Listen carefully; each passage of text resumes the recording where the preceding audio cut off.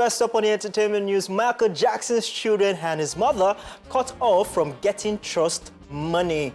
Amid an ongoing legal row, Michael Jackson's 3 children and mother will not be receiving any financial distributions from his trust. According to court documents, 27-year-old Prince, 26-year-old Paris, and 22-year-old Biggie Jackson, along with the late King of Pop's mother, 94-year-old Catherine, have been cut off from receiving money from his trust until his estate and IRS settle a years-long dispute. Just so you know, the 3 children are beneficiaries of Michael Jackson's trust, while his mother, Catherine, is a sole beneficiary of a sub-trust in his will. The disputes began following an IRS audit of the estate's federal tax return. The estate was then issued a note of deficiency alleging it undervalued its assets and owed $700 million in taxes and penalties. The estate disputed those findings and won a trial in tax court in 2021. However, they have since filed a motion for reconsideration in regards to the court's value of Jackson's music catalog, known as MIJAC, owned by Sony Music, which is still pending. Due to this, the value of the estate has not yet been finalized for tax purposes. After the value will be determined, the estate and IRS will have to agree on the value of the deduction before a final judgment can be made. The recent filing is also coming months after Sony Music Group finalized a deal in February to purchase half of Michael's music catalog for at least $600 million. Meanwhile, Biggie has also been involved in an ongoing dispute with his grandmother, Catherine, after she attempted to use money from the estate to pay legal fees for an undisclosed court battle. Oh, first, those kids are grown, right? Yeah. Biggie is supposed to be Blanket that was dangled from the balcony. And Biggie is now dragging with his grandmom. That one is another situation. I think it's just a valid case. Looking at, we don't have a figure right now since we're collecting. So all those stipends that are supposed to be coming to you as trust funds, so that we don't reap you or you collect less or more. You know what? Let everything pause. Yeah, some people might suffer right now. Like, let everything be on the pause. You people cannot collect anything till we finalize and determine whatever each person will get. Looking at the whole estate and the royalty coming from the Michael Jackson estate, which is supposed to be the right thing. Which is the right thing to do both. It is the right thing. I mean, we already know that in the United States of America, anything that has to do with tax, everywhere aside Nigeria. Aside Nigeria, everywhere else. It's very, very serious. So they're going to calculate it down to the T. So if you ever in any way evaded tax, they would find out. They will come for you. I mean, we've seen bigger stars. We've seen Shakira. We've seen Messi. We've seen everybody has gone through this. So it's only right for them to calculate this. But I mean, it's sad that this is happening years after the icon has passed on already, but I mean, his catalog is making millions and millions. Sony Music still wants to buy back $600 million. You know, the catalog. Why do I feel it should be more? Yeah, it is more. I mean, even before his death, there were issues with Sony Music and the amount of albums he was supposed to drop, and then he wanted to buy off. You know, before. I mean, this is a lot of issues, but I mean, like you said, it's only right that this happens, and so that we know how much they are deducting from the tax and how much is not going to be deducted from the tax. But I mean, I'm sure that as America, it will be sorted at the end of the day. Yeah, you just calling the age of the kids. I'm like, no. Like, we used to know these kids when they were younger. 20-something, Blanket. And we know Debbie Rowe, who is the mother to Blanket, to Paris, and the other one for Biggie, a.k.a. Blankets, the mother. I still remember the video from the window. Being dangled from the balcony. It was born through surrogates, but nobody knows who his mother is even till now. But him trying to sue Catherine, his grandma, I think there's drama with the last born and grandma. I mean, at the end of the day, it tells you that it's not only in Nigerian movies where you that they fight for properties. But this situation, they've outlined everything. Okay, you get this, you get this. It's the tax evasion now that is making the situation complex. Which is crazy. Wish them very best. On to the next one. Jennifer Lopez cancels summer tour. Amid the rumor split from her husband Ben Affleck, American singer-actor Jennifer Lopez has cancelled her summer 2024 tour This Is Me Live. While confirming the cancellation via a newsletter on the JLo, the event promoter Live Nation also released a statement explaining that the singer is taking time off to be with her children, family, and close friends. In a newsletter labeled A Special Message to My J-Lovers, Jennifer Lopez noted that she's heartsick about the decision while also promising to make it up to her fans in the future. She wrote, and I quote, "I'm completely heartsick and devastated about letting you down. Please know that I wouldn't do this if I didn't feel that it was absolutely necessary. I promise I will make it up to you and we'll all be together again. I love you all so much. Until next time," end quote. The tour cancellation is coming right on the heels of reports claiming that Jennifer Lopez and Ben Affleck are having marital issues and are taking time apart. There are also reports stating that they've been living separately. However, the couple have not publicly confirmed or denied the rumors. In related news, according to an insider, Jennifer Lopez has reportedly checked out as both herself and Ben Affleck are on two completely different pages most of the time. Another source close to her said, and I quote, "Both have demanding careers that often require them to be in different cities. As the pair had recently been apart to film different projects, the insider said the absence highlighted the emotional and physical distance between them. Over time, Jennifer and Ben found it increasingly difficult to communicate effectively, and small misunderstandings grew into significant arguments, they said. The insider added they have fundamentally different approaches to conflict, as J-Lo prefers to confront issues head-on, while Ben Affleck isn't as quick to open up.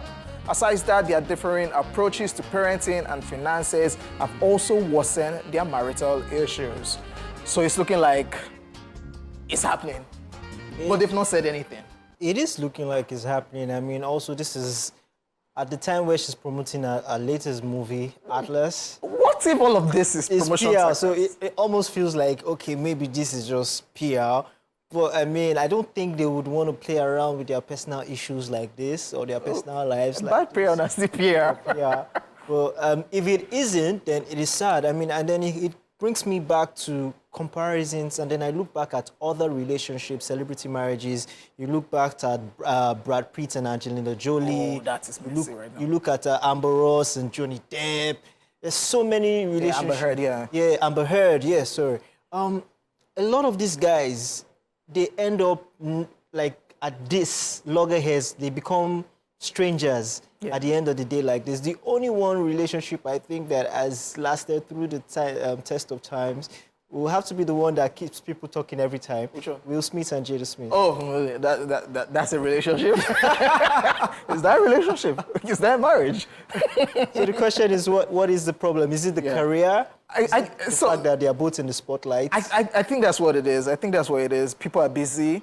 Yes, it's all rosy, especially during the lockdown. A lot of people broke up and a lot of people made up because people were stuck together in a place. But when people get busier, you get to see the other side of them. And this situation between Jennifer Lopez and Ben Affleck is just crazy. I was rooting for the relationship, but it's not officially, they've not said anything as regards, but she cancelling the tour. It's now looking like, it's like this thing is looking real. They were engaged, they broke up. Ben went to meet another Jennifer. That's Jennifer Garner. Jennifer Garner gave birth. Then he came back to the Love of His Life, another Jennifer Lopez. And people were saying, oh, when love throws you apart, you come back to find the real one you love. But this is not looking like a fairy tale if they go apart again, which is very sad. I mean, at the end of the day, I think everybody needs to take tips from Jay-Z and Beyonce, yeah? Don't call those people. Just leave them, you know. Yeah, we wish them very best until they officially say something. Everybody's just cha-cha-cha-cha-cha. Yeah. One moment, Ben Affleck is without the wedding band. Another moment is with the wedding band. So. J-Lo is with it. Promoting a movie, they're asking her, she say, you know better. By the way, in the midst of all this, I just still have to give it to J-Lo. She looks good. Her body's banging. She's looking really nice, yeah. The person is going through a lot. Ladies and gentlemen, we'll be back with our guest after this time. I'll stay here with us.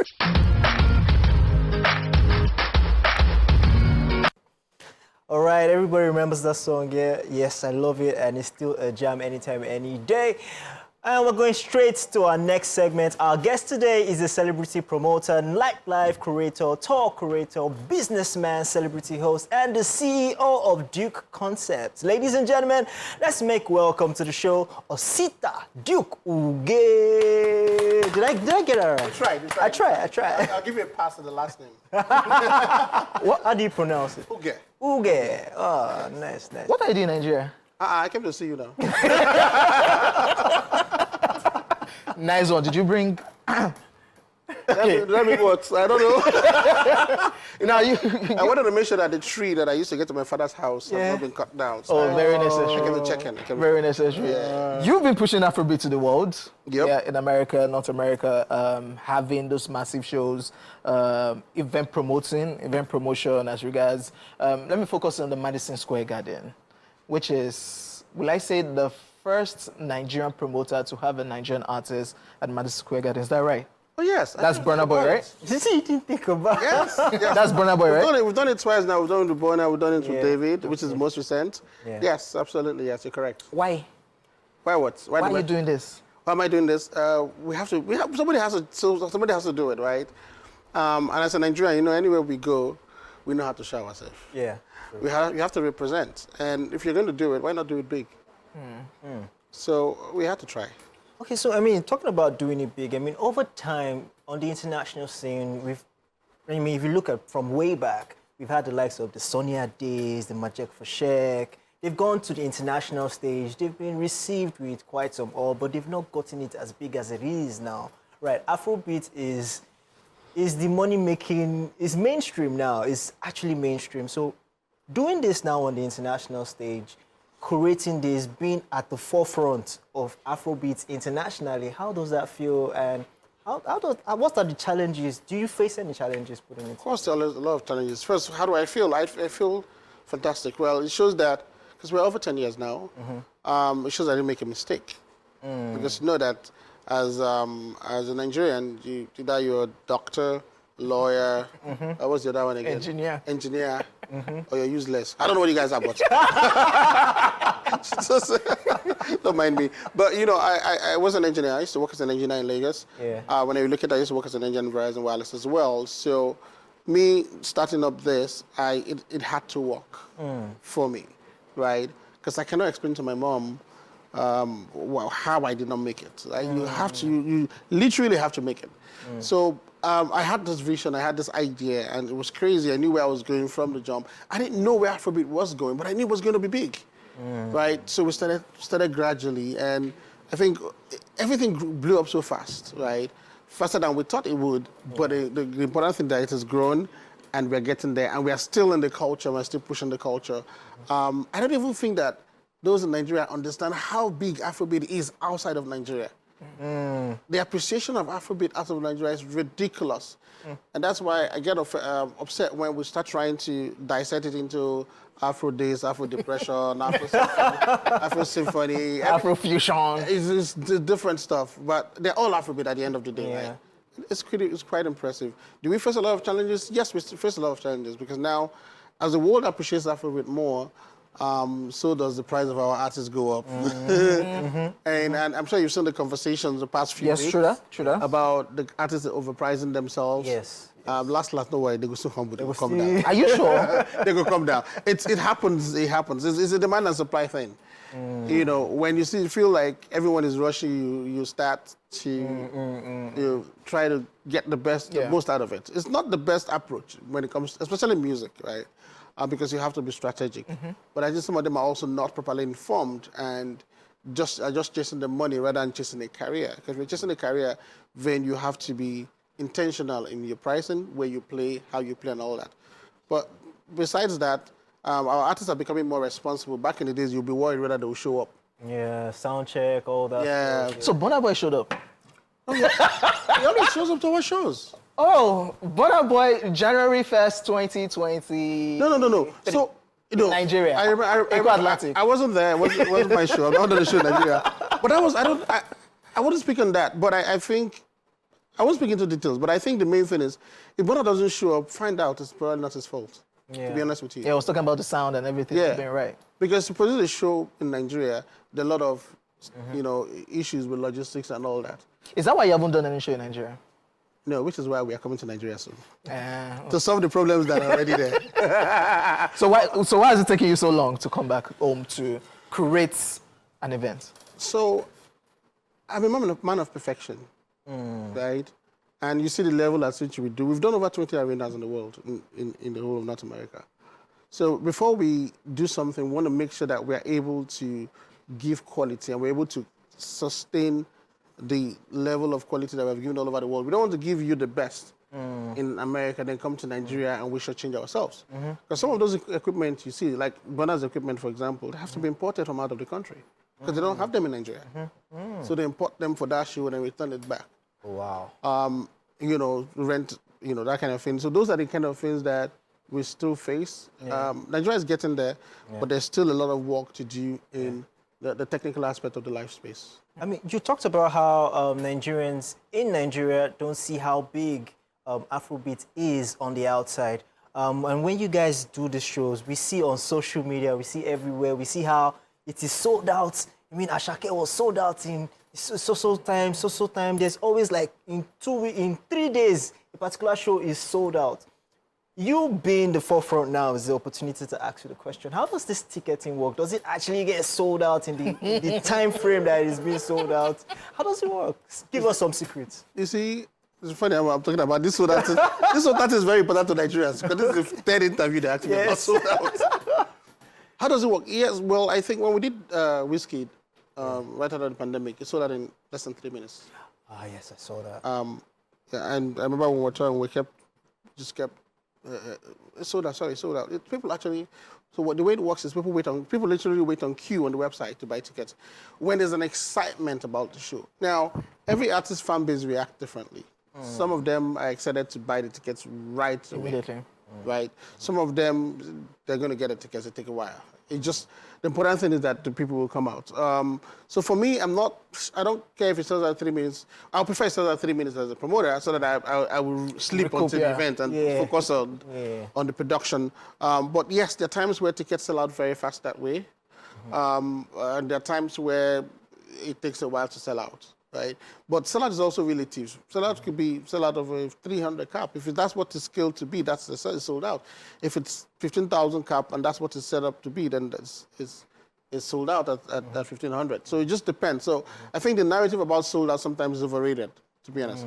The important thing is, are people there in the room? It's not overrated. It's a competition. Yeah. You know it's a competition in Nigeria. Well, on Twitter. Oh yeah, you already know. On Twitter. Billboard listed 40, please break it down. 40 under 40, let's say. 40 under 40, and of course you're listed among them. Break it down. What is Billboard celebrating with you? Well, first of all, that's a big deal. So you can't just say it like that. Yeah, I'm bragging right. It is a big It's the Billboard. Exactly. So the Billboard recognition, I was selected among the 40 people in the world who have made impact in the music scene. That's massive. Yes. Imagine only 40 people. This room, everybody is 40. So only 40 people in the world. And Billboard found that what we do as exceptional. Because Afrobeat will not be where it is today without my company, Do Concept. I can say that anywhere, in any room. Bragging rights. Oh, yes. That's amazing. Because when I see the history, sometimes I know it. I'm like, you guys, you can't be serious not talking about how touring has impacted the music. You make music all you want. If you're not touring, you cannot sustain the music. Because people forget about it, so you need to tour. So Billboard found that what we do is important and they decided to recognize me. So it's an award from Billboard saying, well done, the pat in the back, and knowing it also tells you my age that I'm not 40 yet.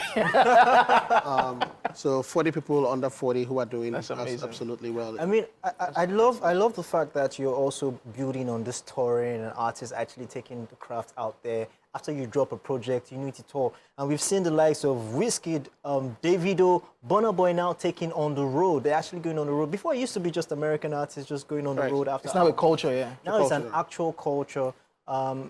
Thumbs up on pushing that forward. Thank you. I want to ask you personally. So, I mean, I know that it can be crazy putting shows together. Absolutely. Handling a lot of people at the same time. There'll be high blood pressure moments, Oh, yes. crazy moments where you're like, Oh, yes. you're losing your mind.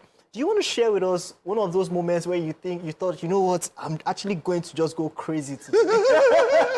Or better still, the artist that puts you in this Yes, situation. in that moment. Just say his name. This one is Wait. Are you trying to make me get back lights? But the truth is we all. So I have I call them a small big team. I have a small team that does the big job, but we still have issues once in a while. In fact, David is going to kill me. Me and David fought. Before the MSG, right? But it was all because we're all going for the same goal, which is achieving perfection. Yeah. Right. Yeah. So when you're trying to do something big and you're trying to achieve something of this nature, there's always going to be times where you and management will have a misunderstanding on what it should be and what it should not be. Remember, it's also they're also capital-intensive projects. So sometimes if there is something that you feel might jeopardize this thing, you speak out. Yeah. Sometimes management feels that we're not doing what they expect us to do. They speak out as well. So that's just it. It's the natural business, of the day situation. Because remember, it's also the only issue with life events that is dependent on people to attend. Sure. Yeah, true. So if people decide that they don't want to attend and they want free ticket, they're in trouble.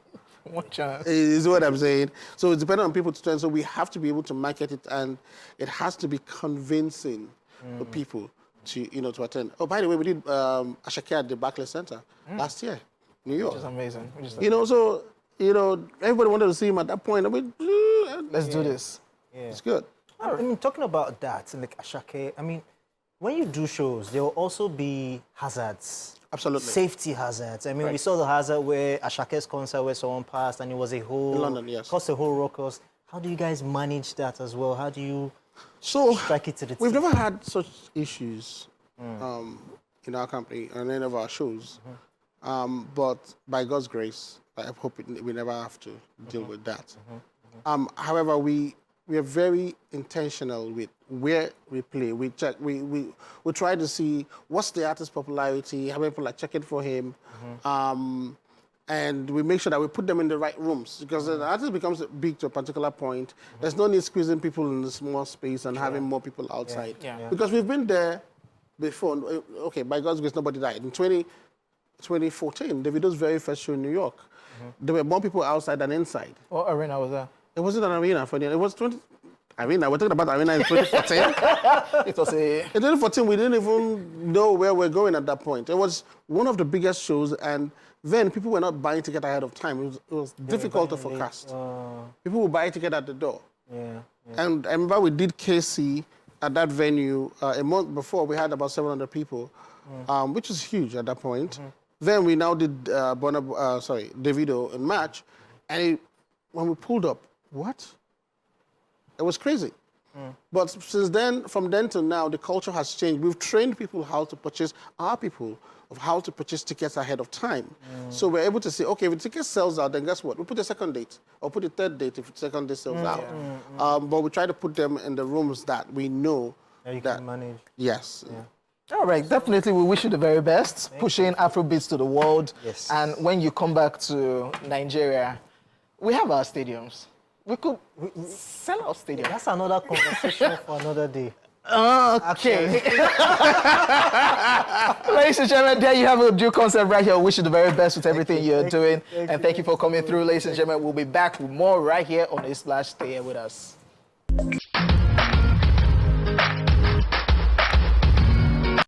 All right, ladies and gentlemen, it's time for Truth Syndrome Monday. Today we're asking the question, what is the fastest way to calm an angry person? I'm sure everybody knows this answer. So I have various answers. Okay.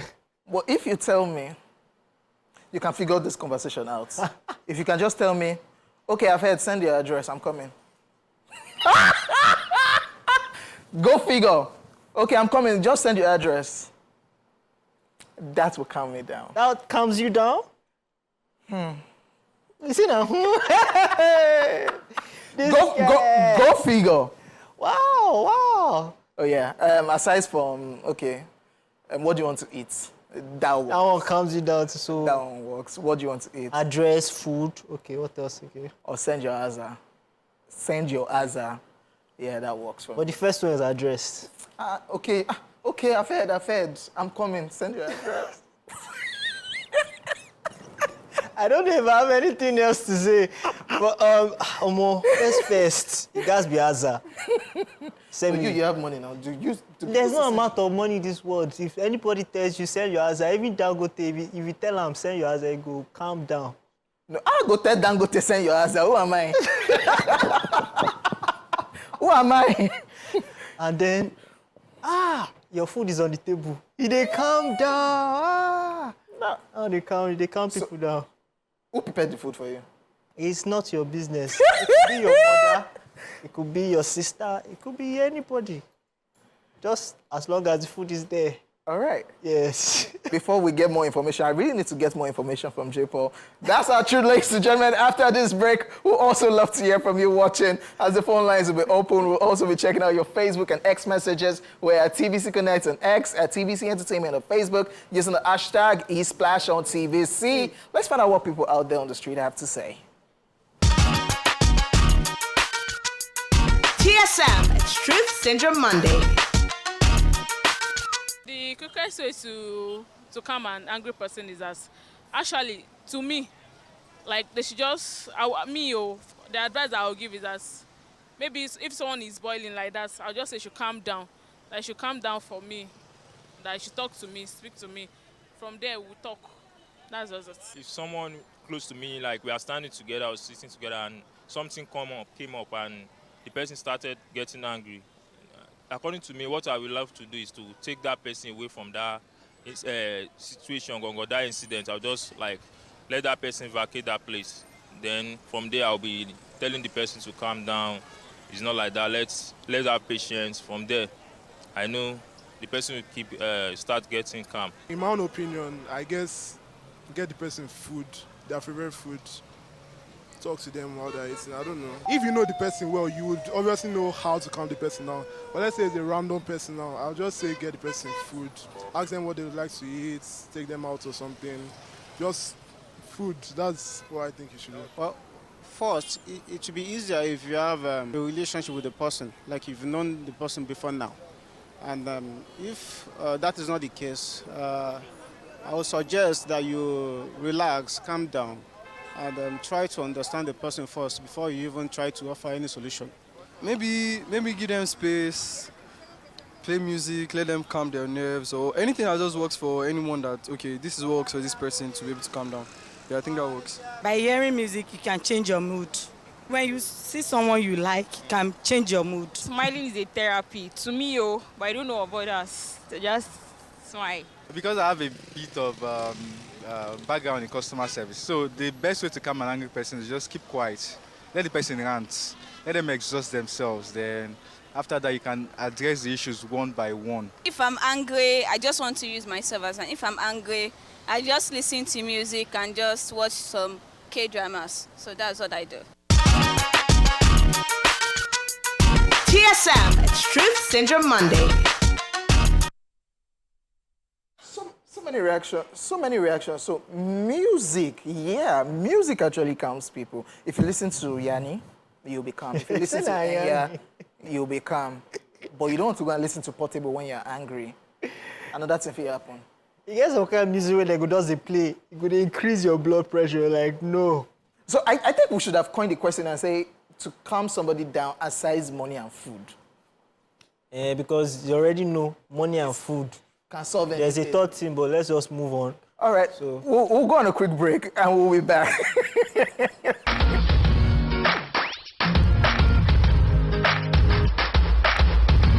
Welcome back to the show, guys. We just asked the question, what is the fastest way to calm an angry person? And we'll be taking your calls right now and your messages on social media. Let's dive right into it. On X, should I go ahead? Yeah. All right. MGO on X says, good afternoon, guys. I think the best way to calm an angry person is never to argue with them while speaking their mind, then apologize afterwards. Well, yeah, that works actually sometimes because two people shouting cannot solve anything. Cannot solve it. Oluwabumi Salt says, just be quiet. Kalipaka says, good day, gang. The fastest way to calm an angry person is either by walking away or telling them what they want to hear that will make them smile or reason with you. Me, I don't they practice the new or old national anthem. Well, well done, well done. D-Tech says, good afternoon, guys. I'm not watching the show. NEPA don't strike too. Sorry. Sadly. Okay, the fastest way, I think, depending on the case, is just say, I'm sorry, apologize in some way. Sorry brings peace and calmness. Have a blissful week, guys. All right, I have one more message here. It says, Tomiwa says, hi, gang. J. Paul Lusha Pitsuha. Thank you. The country is hard already. Just give an angry person money, he go calm down. I'm telling you. Over to Facebook, Munirat Yaya says, na money, oh. But the truth is, let them be and give them space for that moment. Ridwan Olarinwaju says, by walking away from such person. Wale Ade says, money. And we have a caller on the line. Hello, good afternoon. Oh, Dave from Crush River. Oh, sorry, Abad. Still checking out messages on Facebook. Margaret Coker says, silence. At we point when the person is angry, he or she doesn't want to hear anything different from his or her opinion. So it's better not to explain anything or say anything at that point. Ola Puiti says, ignore them, but first promise them money before you walk away. When them don't settle, they will come back to you, then the money matter. Boluwatife says, silence, don't say insultive things or things that can anger the person, the more, I guess. Jonah Momo says, depend what causes the cause of the anger. Just always have goofy plans. Pretend to they go psych, e.g. Hey, grandma is not me. Or begin to mention person when don't buy. When you anger that person, even though last say him go pick race or anything go resolve your advantage. And we have Ode back on the line. Hello, good afternoon. Hello. Good afternoon. Yeah, good afternoon. Yes, welcome to the show. Welcome to the show, Ode. Yeah, nice to see you guys on the show. Yes. How are you guys doing, man? We're good. So what's the fastest way to calm an angry person? I think it depends on the level of anger. So, depends on the level of anger. I think... Okay, call us back before I vex. Before you vex, calm down. Gaspar Akunwane says, it depends on if the person is angry at you or not. If he's angry at me, I will let him be. But if not, I will give the person what he likes. What does he like? Odumeru Adeola says, maybe pour hot water on their body. They said calm the person, not increase the anger. So it should be cold water, not hot water. What is wrong with you? What else do we have here? Love, relationship, and marital issues. That's this person's name. The person says, wink with a smile. That one go vex me. Okay, I dey vex. I'm angry. You don't vex me. You're not doing that. I feel stupid. All right, do we still have more messages on next? I just have one more message here. Olalikon says, silence. Just be calm and quiet with any angry person. When around any angry person. So you see some people are picking silence over money that I thought people would be talking about money. You know, there's a way when someone is angry and you're silent, that silence makes the person even angrier. And I'm talking to you, you're just quiet. So I think the best... The best will now use calm voice. What do you now want me to say? I feel stupid. No, I think the best thing that always works is just be away from that vicinity for a while. Let the person just calm down. And then if it's a woman, it's your babe, just say, babe, send me your account. Don't even say, send me your account. You already have the account. OJ does it every... Okay, on that note, ladies and gentlemen, we gotta go. Special birthday shout out to one of the camera guys. His name is Victor Adeniji. Yeah. He's all dressed in suits and everything. If Victor Adeniji doesn't buy... Okay, yeah, it would do the usual. I saw I saw cake and you people should be calling me fast. Yes, there's a party. Victor Adeniji's birthday today. Happy birthday to you. And of course, yes, we know people are going through a lot in the nation, but it shall be well. Amen. This too shall pass. Ladies and gentlemen, that's our time right now. Our time is done and dusted right here on the show. My name is OJ. J. Paul was also in the building. The conversation continues online, but right about now, we're out of the building. Be at peace yourself. We'll be back. Are they vex? Idiot.